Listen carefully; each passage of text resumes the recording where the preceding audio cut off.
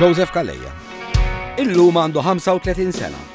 Twieled fit-22 ta' Jannar 1987 u minn meta kien żgħir kien jidher li jrid ikanta. L-iskola dejjem kien jgħidu irrid insir tenur. Irrid insir tenur. Ta' 15-il sena Joseph jibda jkanta f'kor. Meta beda jkanta bdejt ninnota li kellu xi ħaġa.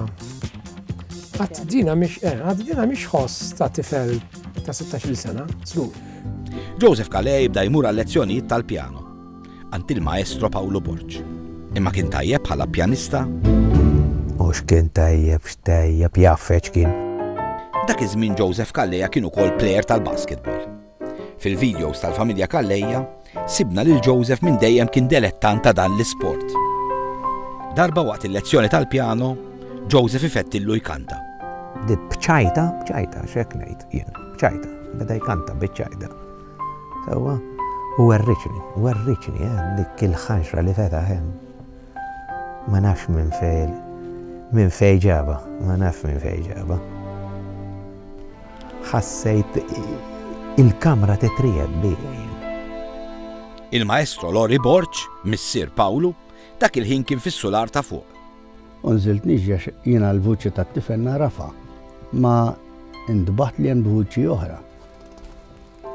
Ora til dat-tifel u l-Pawlu tiegħi jgħidlu qedlu dat-tifel minnu, x'meraviljava. Għalli da minnu Pawl. Da Joseph jiena. Qedlu smibni, qedlu dil-vuċi qed tikkultivanti. Għalli ifimni, għalli jiena għasbis qed nifmek x'inti tgħidli biex nikkultivajhu. Għalli jiena qiegħed fi kwajer partikolari għalli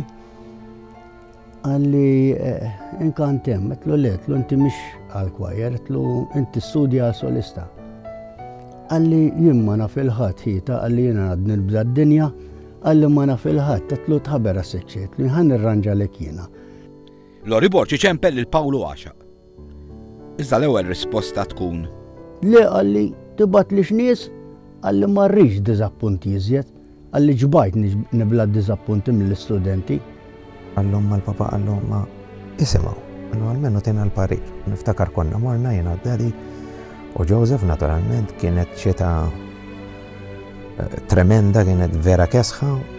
U beda kif fetaħħal u insomma indunajt, insomma, sakemm wasal ċerti frażijiet u da kollu għat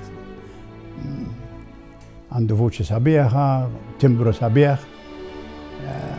Insomma, u waqqaftu għatlu isma t-tussa nafx ġemma ġejja hija għatlu nibdew nistudjaw. Min hemm bdiet it-triq għal Joseph.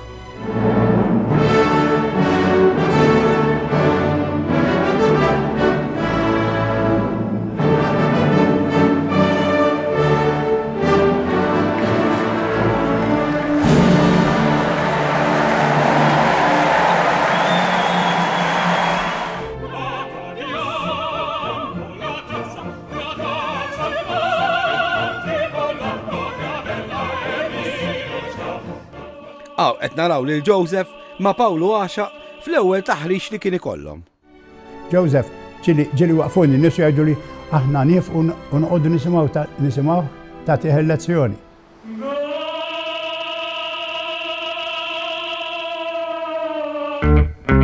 Joseph Calleja jiddebutta għall-ewwel darba fl-1997 fit-Teatru Astra f'Għawdex għandu biss 17-il sena.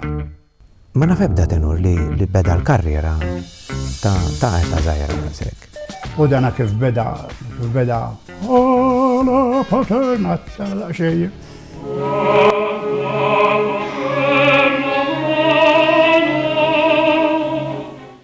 Teatru qasmu, Teatru l-Astra qasmu. Għamel suċċess kbir, għamel figura sabiħ ħafna, inspajt li qed jikkanta ma' kantanti kbar ġa stabiliti u għalih kienet propju l-ewwel darba li qed jieħu sehem f'opra.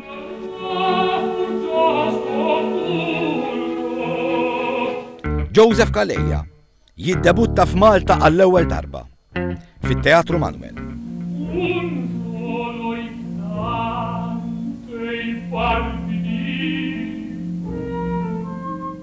Fl-età ta' 21 sena, Joseph Calleja jirbaħ premju ieħor f'kompetizzjoni internazzjonali ta' Placido Domingo. Domingo għal dan huwa tenur futuru. Il-vuċi ta' Joseph Calleja tibda ddur mad-dinja. Questo quello per me pari sono acqua calda, tu d'intorno mi vedo. Questo bello questo bello e la figlia dell'amore. Schiavo son dei vezzi tuoi. My love, and with your kisses set me burning. Il-fama ta' Joseph Calleja tkompli tikber u hu jkompli jdur id-dinja.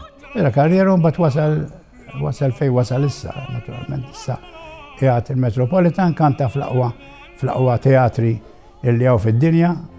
The Metropolitan Opera in New York City sure knows how to celebrate. Stars came out tonight to help celebrate the 125th anniversary season of the Metropolitan Opera House.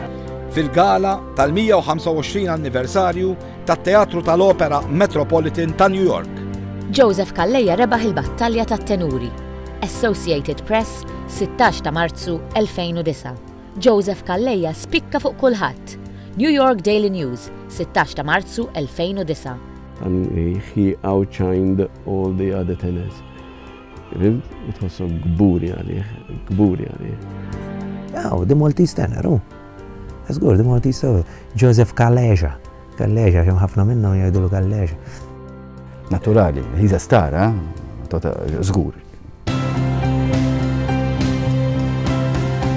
Maltský tenorista Joseph Calleja. Maltský tenorista Joseph Calleja.